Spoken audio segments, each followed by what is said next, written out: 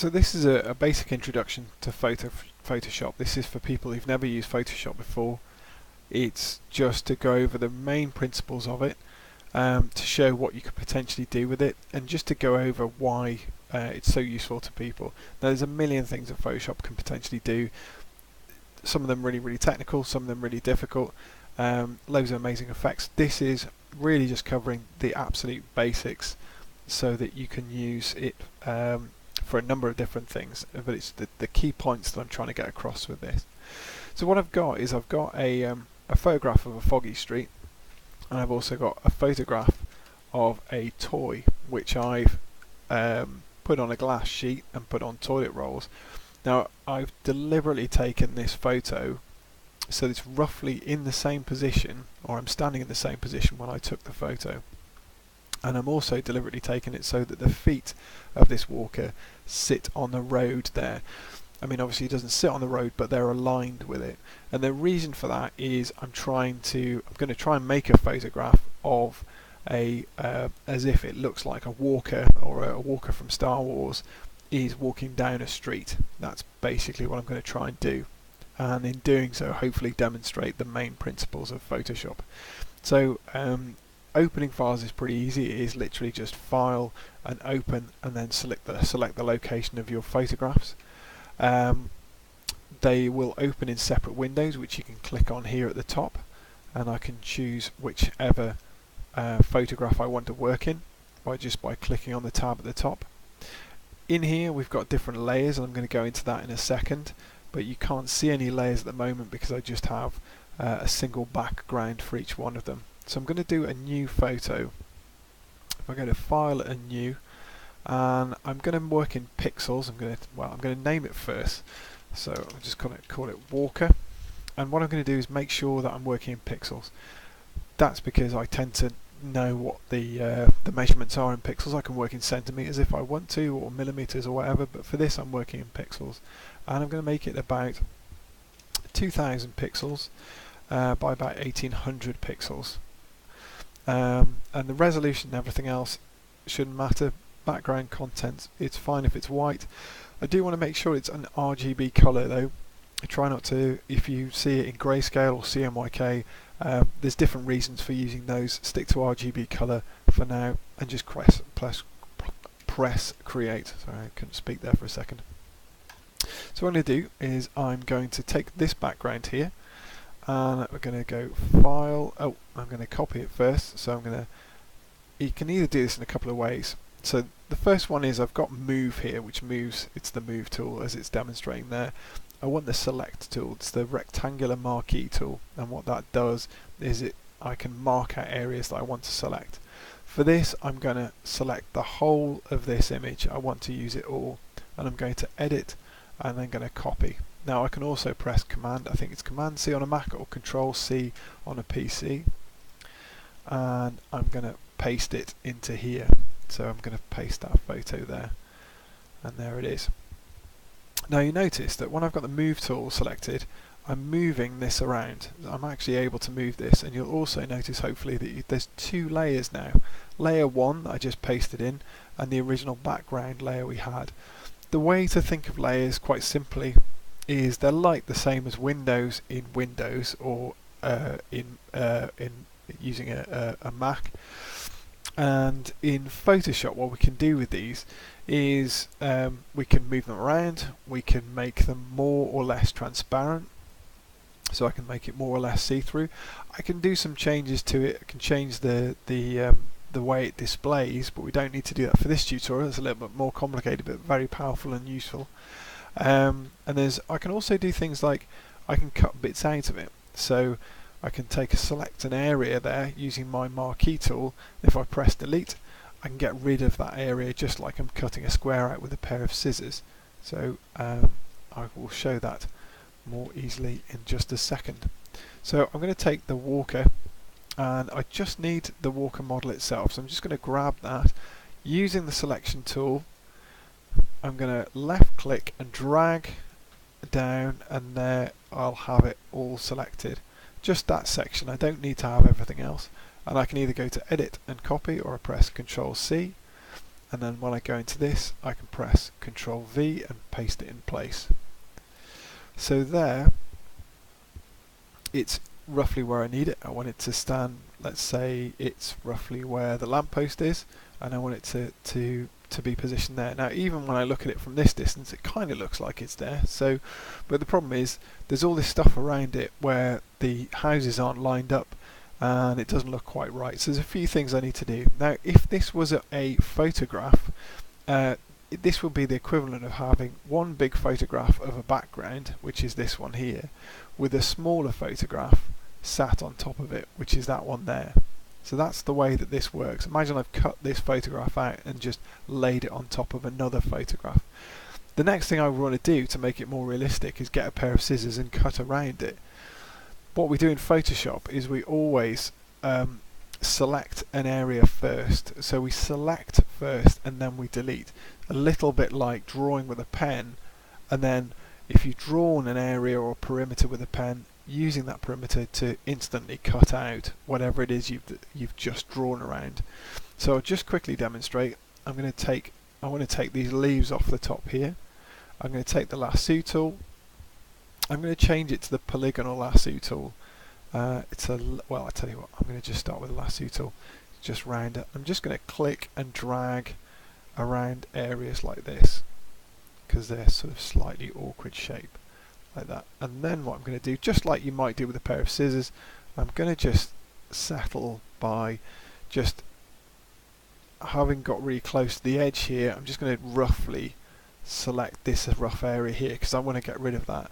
Now I press delete and that will, that'll delete the background, and that's another lesson. So I've got layer 1 selected, which is the background. I need to have the walker selected, otherwise the wrong thing will get deleted. So I've selected that layer, press delete, and you'll see that that's disappeared. Again, I'm just going to do it with another section. I'm not going to force you to watch me do all of this. I will fast forward because otherwise it's just going to get really, really dull.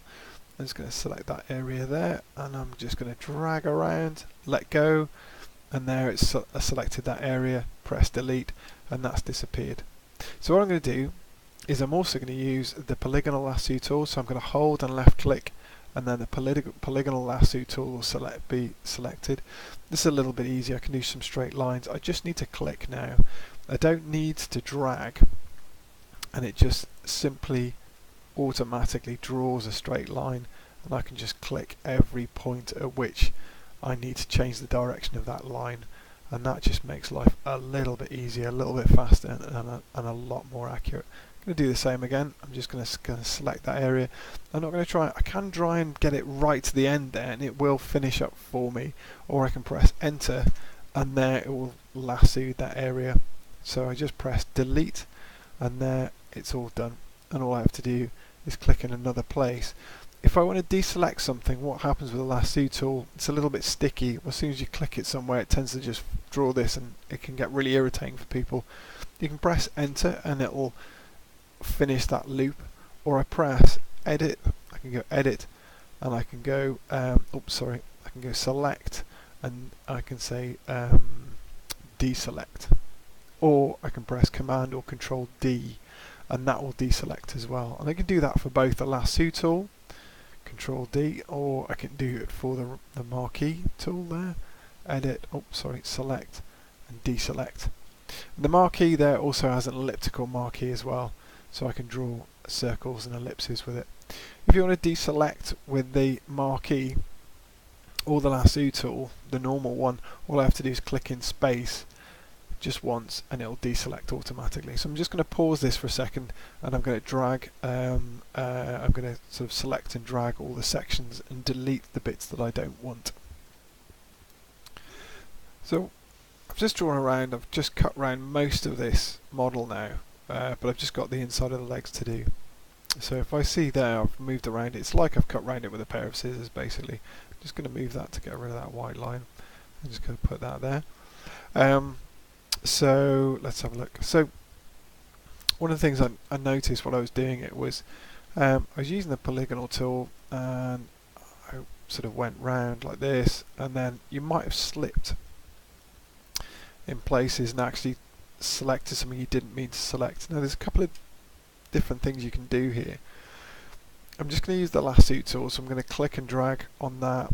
Now if I hold down Alt, basically what happens is I can subtract from my selection. So I'm drawing a marquee area. But what this is going to do is it's going to take away from any selected area I currently have. So I'm going to just draw around here, just going to let go, and that's taken away from that. Equally, if I wanted to, I'm just going to take away this bit, just doing the same thing because I don't want that in there as well. Just holding down Alt there. If I wanted to add to it, I can hold down Shift, and that will allow me to add to that selection area as well. So I'm just going to add a bit to there as well, and that will add to it. Just going to delete that. So I'm just going to go around just finishing this up. I'm just going to take the marquee tool. I'm going to add to that. I'm going to just deselect it, and I'm just going to delete these last bits.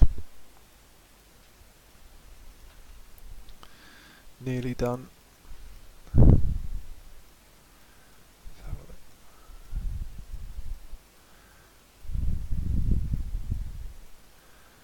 Now, if you were using sometimes it's a lot easier if you're using like a Wacom pen for drawing. That's a lot easier to use as well.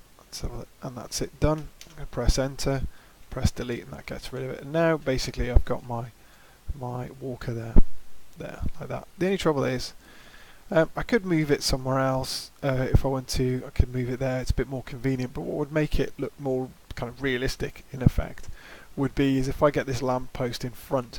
Now what I can do is I can copy another area of the picture.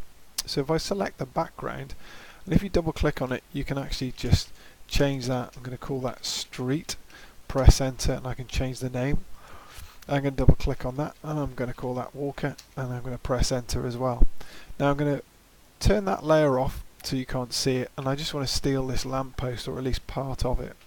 And I'm going to use that Polygonal Lasso tool again.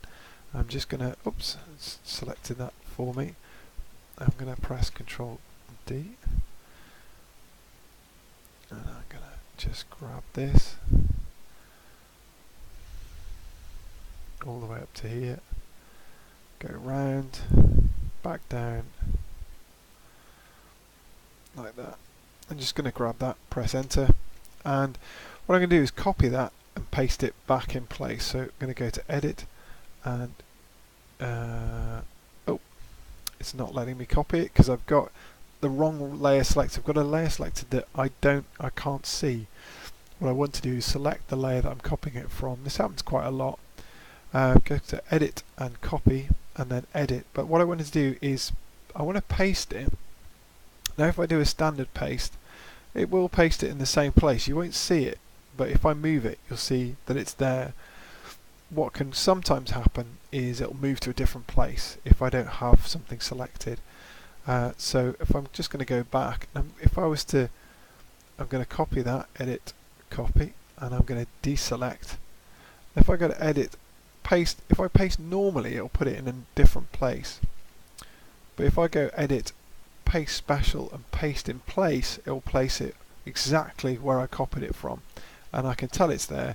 One, because it's appeared in the layer, so I'm going to double click and call it Lamp Post in there. And two, because if I use the Move tool, if I move it around, you can see it appears. It just happens to be over the top of the thing there. Now all I have to do is turn the walker on, and then I just move the walker underneath the lamppost in the layer, and you can see it's there. So the other thing is, this is quite a foggy street, so the walker, it's kind of, I mean, look, this isn't going to be like going to get into the next Marvel film in terms of quality, but I am going to try and make it a little bit better. So what I'm going to do is, the fact is that when we took a photograph of the model, it was sat right in front of me, and that means that there wasn't much atmosphere, there wasn't much, basically fog is lots and lots of tiny droplets in the air, that mean by the time when I look down the street, there's more droplets in the air between me and that house than there is between me and this house. And that means that this house looks more greyed out than this one, because there's just more fog in the way. So what I need to do is, because this model was sat right in front of me, there was very little fog in the way, so it looks really, really oddly clear. So I want to add some fog. So what I'm going to do is I'm going to go select all or Control A, and I'm just going to move the model. I'm just going to grab it and just wiggle it a little bit, and that snaps the selection around the model, and it's a really, really handy thing to do. Next thing I'm going to do is going to create a layer by clicking on the new layer tab, and I'm going to color pick because I want to know what the color of this fog is so that I can create a little bit of fog over the top of this walker. And I can either do that by clicking on a color there, and then a color picker appears, a little dropper, and if I click somewhere on the screen you can see it copies the fog. So if I click it on a house, it'll copy the color of the house, or it'll copy the color of the car. So just copy the color of the fog, that's all I want it to do, and press OK. The next thing I want to do, I'm just going to double click and call this fog. The next thing I want to do is I want to fill this fog layer with a foggy color. So I'm going to go to Edit and Fill, and I want to use the foreground color. Quite often it defaults to content aware, and that's quite annoying. I just want to use foreground color, click on that and click OK, and there the walker disappears. And basically it's because it's behind this area. I selected the walker, and it created the walker shape, and then it means that just in the same way as we deleted that shape, you can also do things like you can fill that shape with color, which is basically what we've just done. Now if I move that, you can see it reveals the walker underneath. It's like laying a grey cut-out piece of paper over the top of your walker model. Now one of the other things you can do with this, as I've pointed out before, you can change how see-through it is. So if I go to opacity, I can click on opacity and I can reduce the opacity there. And you can see, if we kind of go at a distance here, you can see that when I do that, it kind of makes it look more realistic, because if I turn that off it looks a little bit too clear, but if I turn the fog on here, you notice that it just looks just generally a little bit more realistic. And that's it really. I mean, I can do other things. I can add a bit of shadow underneath, I guess. Let's have a look. I'm just going to create another layer here. I'm just going to call it shadow. Now there wouldn't be harsh shadows because this is a very foggy day. There would be what's called ambient occlusion. So I'm just going to drag and use the marquee, but I've changed it to an elliptical marquee. I'm going to click on the black and white icon here, which makes the foreground black and the background color white. And I'm just going to go to Edit and Fill again. Whoops, not straight. Edit and Fill. And I'm going to deselect. And then what I'll do is I'm going to use a filter called Gaussian Blur. So blur and then Gaussian Blur, and then I get a bit of a preview there, and I can just basically make it more or less blurry, this blob underneath, and I'm going to go OK, and that's created this kind of fuzzy shadow underneath here, which is somewhere around there. And I can change the shape of that shadow just by going to Edit and Transform, and I can do a free transform, which gives me a box which allows me to pull this shape around like this, which is what I'm going to do.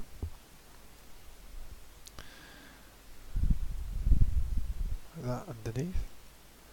And then I'm just going to reduce the opacity of it because it's quite a subtle effect. I'm just going to drop that back down like that. Just makes it a little bit darker underneath. And that's all it was really, was just to give this idea, just to give you an idea of how the layers in Photoshop work, what you could be using them for, how the main tools work. There's other things, there's dropper, there's cropping, there's a magic wand, there's various other things you can use. Things like the magic wand, that could be a useful thing just to quickly cover. It's really handy if you've got a defined area, an area that's really easy to work out what the shape will be, like this area, like the window. I can click on it and it'll select that window. The reason I didn't do it for the walker was because the walker's a grey object on a grey background. It will find it harder to select that. But if you've got something that's fairly obvious, even this lamppost actually might get away with it.